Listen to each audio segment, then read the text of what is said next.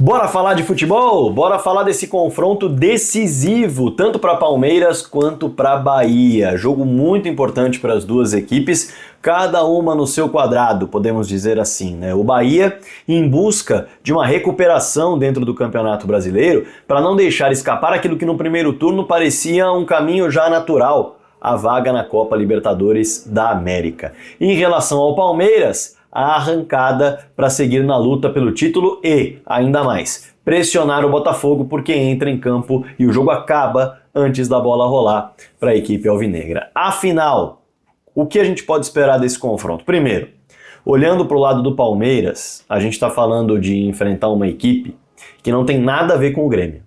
Nada a ver com o Grêmio.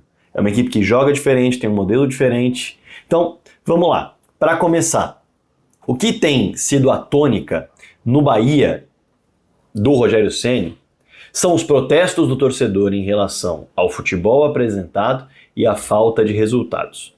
Tônica total. Protestos muito sérios, muito pesados, e a equipe do Bahia, nos últimos 5 jogos, vem de 4 derrotas e 1 empate. Perdeu para o Flamengo, para o Vasco, para o São Paulo e para o Juventude. E empatou com o Cruzeiro fora de casa. Estou olhando para o lado para quem não está acostumado, para o meu material de apoio aqui para não deixar você desinformado. E essa é a palavra-chave que a equipe do Bahia está tentando retomar. Confiança. Por que tentando retomar? Porque nos últimos 2 jogos, o time até se apresentou com possibilidades de vencê-los. É bom destacar que contra o São Paulo, na derrota por 3-0 em casa, o Rafael pegou muito. E o Bahia era melhor até o Marcos Felipe fazer uma grande bobagem com os pés. E aí o São Paulo sai na frente, o Bahia ainda tenta, mas o São Paulo aproveita o espaço que o Bahia deixa e mata o jogo. Letal. Agora o Bahia não fez um primeiro tempo ruim. No segundo tempo obrigou o Rafael a fazer grandes defesas também. Mas a falta de confiança tem prejudicado.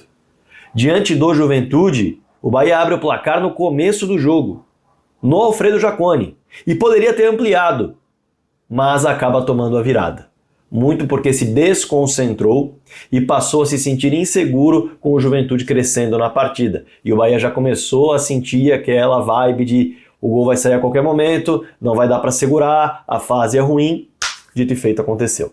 Então, o que dá para destacar nesse primeiro momento é isso, do Bahia. É uma equipe que tem seus bons momentos ao longo dos jogos, mas a confiança está lá embaixo por conta dos resultados e também por sofrer em várias ocasiões, apagões ao longo do confronto.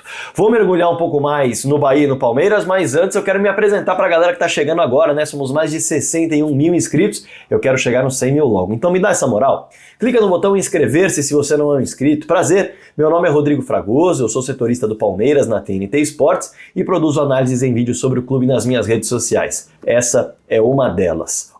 Clica no botão de inscrição e no botão do lado, no sininho, já clica também, porque você vai receber as notificações todo dia que pintar vídeo novo por aqui. E já te aviso, praticamente todo dia tem vídeo novo. Às sextas-feiras tem uma live para bater papo ao vivo com você. Além disso, mostra para a plataforma que o conteúdo aqui é bom. Clica no botão do like, esse joinha que tem aqui embaixo, e o do hype também. Evidente que eu espero um comentário seu aqui embaixo. E se você quiser ser membro do canal para apoiar diretamente o trabalho, eu vou ficar muito contente. Bora lá! Continuando a análise. O aproveitamento do segundo turno do Bahia, ele é um aproveitamento muito ruim. O Bahia, nesse segundo turno, tem apenas 4 vitórias, 3 empates e perdeu 7 jogos. A gente está falando de derrotas em metade das vezes que entrou em campo. 35% de aproveitamento dos pontos. Hoje, aproveitamentos piores do que o Bahia tem apenas, no segundo turno, Atlético Goianiense, Cruzeiro, Atlético Mineiro, Criciúma, Cuiabá, Red Bull e Atlético Paranaense. A gente está falando de equipes que estão, exceção feita ao Cruzeiro, elas estão na parte de baixo da tabela de classificação. O Galo com uma irregularidade gigantesca ao longo do Campeonato Brasileiro, não tinha nada que está aí. Mas quando a gente fala de Atlético Goianiense, quando a gente fala de Criciúma, Cuiabá, Red Bull e Atlético, a gente está falando de equipes que fizeram um Brasileirão muito ruim. Então o segundo turno do Bahia é realmente muito abaixo. Em comparação com o Palmeiras, nem se fala. O Palmeiras, que luta pelo título desde o começo do campeonato, ele tem 66% de aproveitamento no segundo turno, praticamente o dobro daquilo que o Bahia tem nesse segundo turno. O Palmeiras está atrás apenas do Internacional e do Fortaleza. Por curiosidade, o Botafogo, inclusive, tem o mesmíssimo aproveitamento do Palmeiras nesse segundo turno. Um Palmeiras que, por viver esse momento de busca pelo título, de poder de decisão, de tentar um tricampeonato, de ter jogadores cascudos e de viver um momento de recuperação de confiança, porque diante do Grêmio o Palmeiras venceu só por 1-0, mas jogou muito bem, diferentemente do que havia acontecido no derby, por exemplo, contra o Corinthians. O Bahia vem num momento de baixíssima confiança. Então o Palmeiras, teoricamente, tende a aproveitar isso, inclusive para tentar quebrar um jejum que vem de muitos anos. O Palmeiras não ganha 6 jogos na Arena Fonte Nova. A gente está falando de 2017, na casa de apostas Arena Fonte Nova.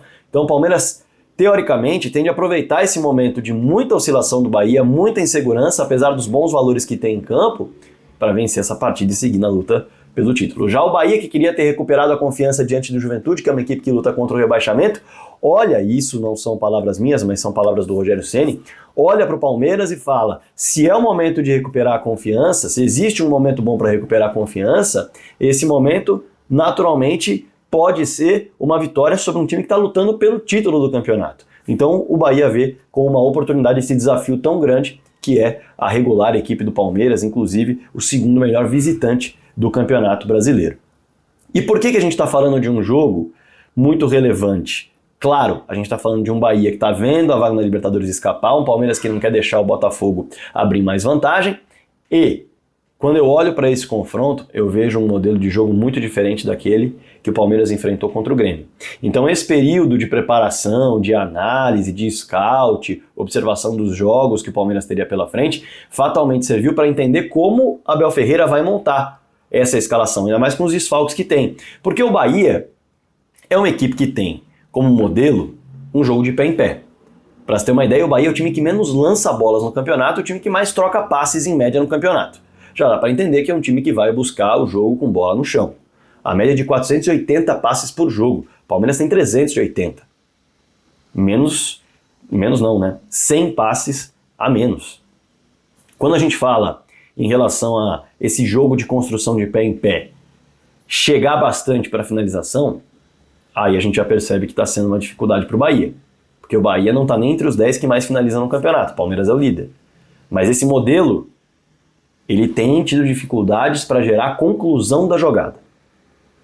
Então, o Palmeiras vai enfrentar um Bahia que vai tentar pressionar, vai tentar amassar, como fez contra o São Paulo, mas é uma equipe que, em muitas ocasiões, quando perde a confiança, perde aquele ímpeto inicial, se desorganiza e tem dificuldade de criar oportunidades. Joga demais por dentro, demais, é um dos times que menos cruzou bolas no Campeonato Brasileiro, embora tenha feito gols assim, recentemente, e costuma colocar 4 jogadores por dentro.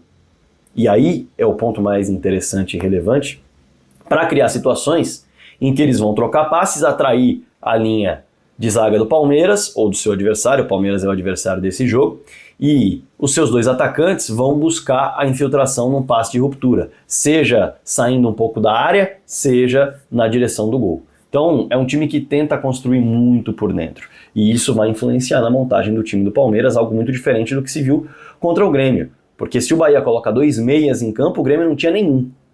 E isso permitiu ao Palmeiras ser mais agressivo na escalação. Mas isso é ponto para já, porque a gente tem que falar dos desfalques que o Bahia tem, né? O Bahia não tem o Canu, suspenso, Cuesta ou Davi Duarte, um dos dois assume a posição. O Arias está suspenso também, lateral direito. O Lúcio está, assim como o Arias, servindo a sua seleção. O Arias serve a seleção colombiana, o Lúcio a uruguaia. O ponto é que ele vai jogar em Salvador, na casa dele, se ele jogar diante do Brasil, né? Eu gravando esse vídeo antes, mas ele praticamente não entra em campo com o Bielsa. Vamos ver o que vai acontecer. Então, já deixando adiantado aqui, para quem está assistindo esse vídeo depois do jogo, fácil dizer. Dá uma olhadinha, vê se o Lúcio jogou. O Lúcio jogou 90 minutos, ele não vai jogar contra o Palmeiras, é desfalque. O Lúcio entrou ali no segundo tempo, joga contra o Palmeiras. E é o mais natural que aconteça, o Lúcio deve estar à disposição do técnico Rogério Ceni. Em recuperação de problemas físicos, o volante Rezende, o volante mais pegador, está fora. E o Biel é uma novidade, porque o Biel vive um problema de sequência de lesões, uma lesão rara, inclusive, uma fratura na lombar, enfim, algo complicado de se explicar. E ele está recuperado. Então, é uma novidade que pode aparecer. Já o lateral esquerdo, o Iago Borducci, ele ainda segue em tratamento médico. E aí o provável Bahia deve ter Marcos Felipe no gol, que é um bom goleiro, embora tenha alguns momentos em que ele se desliga do jogo, é um bom goleiro. Gilberto pode aparecer pelo lado direito, com Gabriel Xavier, Vitor Cuesta e o Luciano Juba pelo lado esquerdo. E aí vem com aquele quarteto, que é a ideia de você ter um jogo, de fato, construído de pé em pé com qualidade. Todo mundo desse quarteto sabe jogar bola. Caio Alexandre, Jean Lucas, Cauli e Everton Ribeiro. À frente, Tassiano e o Lúcio Rodrigues. O Ademir pode ocupar essa vaga, ou até o Biel, quem sabe, se o Lúcio jogar contra o Brasil. Não é a perspectiva que se tem nesse momento. Repito, estou gravando esse vídeo antes disso. E o Palmeiras também tem seus desfalques. É bom destacar. E aí vem a grande dúvida em relação à formação que o técnico Abel Ferreira vai colocar em campo. Porque, como eu disse, você precisa olhar o que o seu adversário vai fazer e quais são as suas melhores virtudes. Minimizar seus defeitos, potencializar suas virtudes. É assim que você enfrenta adversários e monta suas escalações. E o Palmeiras não tem o Piquerez, alguns desfalques já de muito tempo, né? Piquerez, que está em transição física, havia expectativa dele voltar, não voltou. Bruno Rodrigues também em recuperação de joelho. Quem está fora? Rios, Mike e Estevão suspensos. Importante destacar que o Murilo não está suspenso. Muita gente no vídeo de ontem comentou, o Murilo está suspenso, não sei o quê. Não tá. O Murilo está à disposição.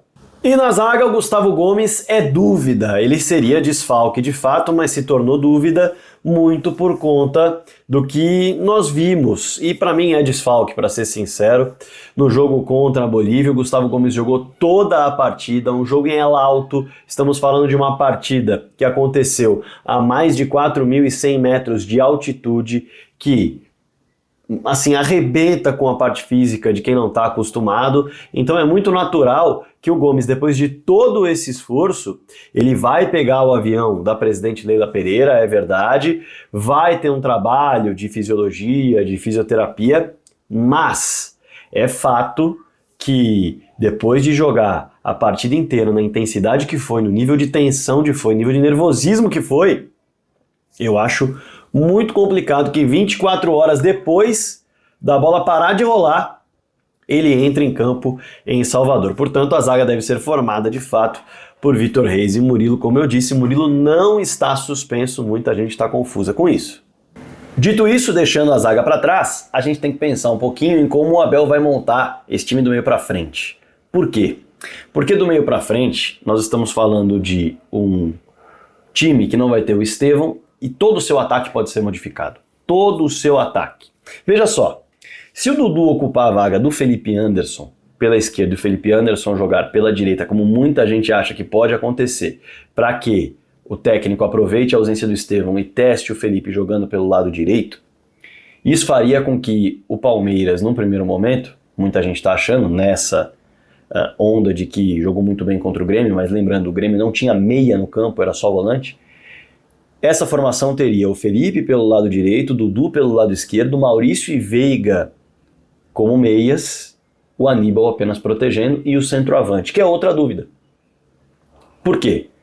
O último titular centroavante foi o Rony, não foi o Flaco Lopes. Então não se sabe se ele vai manter o Rony como centroavante ou se ele vai colocar o Flaco Lopes nessa posição de volta. Porém, você entrar apenas com o Aníbal como volante de marcação para um duelo tão complicado e tão pesado quanto esse confronto de meio campo, que terá Caio Alexandre, Jean Lucas, Cauli e Everton Ribeiro, isso pode fazer com que você perca o meio campo. É arriscado. Você vai colocar muitos jogadores que são soltos, leves, um só volante. O Bahia, querendo ou não, tem dois volantes, Caio Alexandre e Jean Lucas, apesar de, claro, saberem jogar. Veiga não é volante, Maurício não é volante, Dudu não é volante, Felipe Anderson não é volante. Então, a perspectiva é de que o técnico Abel Ferreira coloque um volante para jogar ao lado do Aníbal. Pelo menos no momento sem bola. Zé Rafael e Gabriel Menino brigam pela posição. Não há dúvidas, são as duas peças ali que costumam fazer essa função. O Fabinho é o reserva do Aníbal Moreno nessas ocasiões de um modo geral. A partir daí o Palmeiras teria do meio para frente Aníbal e Zé Rafael ou Gabriel Menino. E aí vem a dúvida. Quem sai? Maurício ou Veiga como meias, pelo lado direito Felipe Anderson, pelo lado esquerdo Dudu, ou até mesmo ele pode colocar o Veiga na direita, o Felipe Anderson na esquerda, o Maurício centralizado, tendo o Zé Rafael e Aníbal como volantes. Ele pode fazer esse desenho sem escalar o Dudu como titular. O Gustavo Soler, repórter da Bandeirantes, perguntou na última entrevista coletiva se o Dudu tinha condições de jogar 90 minutos. E o Abel disse que essa hipótese existe. Isso lá atrás. Então, vira uma dúvida muito grande em relação a como esse ataque será montado. São muitas as possibilidades e, evidentemente, que ele vai levar em conta tanto o adversário quanto esse período de treinamentos. Claro que eu quero a sua provável escalação aqui embaixo. Claro que eu quero saber de que maneira você escalaria o Palmeiras, de que maneira você escalaria o Bahia. Fique super à vontade para trazer o seu comentário aqui embaixo. E claro, vale destacar que nesse jogo importantíssimo, deixei anotado aqui, né? O Palmeiras vem de uma virada de chave como visitante. Eu já falei que o Palmeiras é o segundo melhor visitante, mas o Palmeiras, que depois do jogo contra o Botafogo pela Libertadores como visitante, vivia uma sequência de 8 jogos sem nenhuma vitória. Ele vem de 5 jogos como visitante, com 3 vitórias, um empate e uma derrota justamente no derby contra o Corinthians. A ver qual será o destino desse confronto. A quebra do jejum do Palmeiras, que não vence há 6 jogos na casa de apostas Arena Fonte Nova, o Bahia, ou o Bahia vai recuperar a sua confiança vencendo o vice-líder do Campeonato Brasileiro, a depender evidentemente dos resultados do Fortaleza, se essa vitória acontecer. O que vai acontecer? O que vai rolar? Claro que eu quero a sua opinião, a sua expectativa aqui nos comentários. Não se esqueça de se inscrever aqui no canal do Fragoso, quero chegar nos 100 mil logo. E evidente, ative o sininho, também clique aqui no like e no hype. Espalhe o vídeo para todo mundo. Bora falar de futebol!